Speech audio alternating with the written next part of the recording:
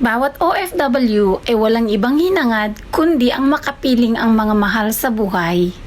Kung kaya naman tuwing mabibigyan tayo ng pagkakataon, nag-uuwi at magbabakasyon sa Pilipinas upang makapiling natin ang mga anak natin at ang pamilya natin, wala tayong ibang gustong gawin kundi ang mapasaya at maibigay ang kanilang munting hiling.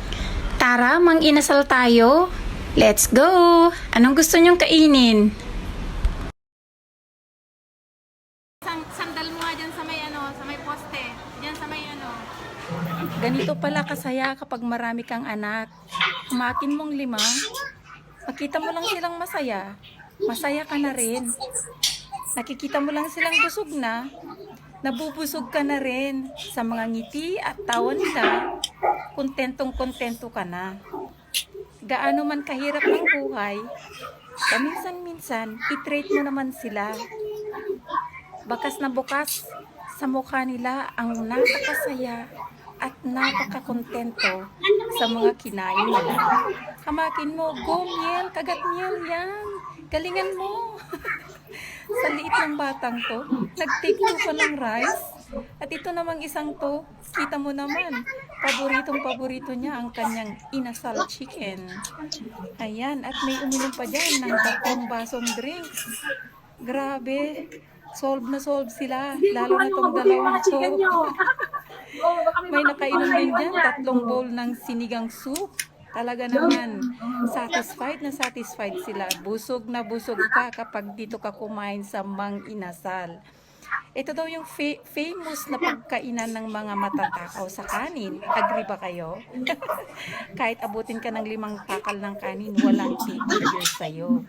Ayan na nga si Manong, magbibigay na siya ng additional rice sa mga matatakaw sa kanin.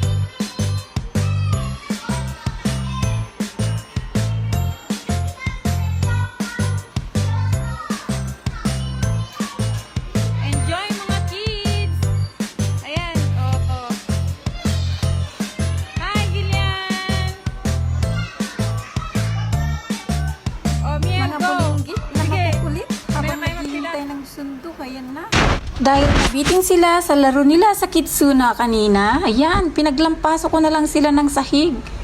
Gusto pa nilang humirit ng second round?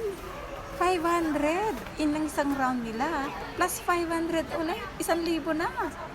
Masarap na ulam na yun mamaya. Pambili na lang ng ulam natin mga anak. Kaya maglampaso na lang kayo dyan. Mag-sirkus-sirkus na kayo dyan sa sahig. Hanggang sa napagod na sila at napansin nila na wala pa pala silang nabili. Ayan na nga, another gastos. Nakaalala yung isa. Ma, gusto ko ng ganito. Ma, bili mo nga ako ng ganito. Ma, gusto ko ng ganun. Ma, gusto ko ng ganyan. Ayan ang ating mga anak kapag nandyan tayo sa tabi nila. Napaisip ako bigla, may pambili pa ba tayo?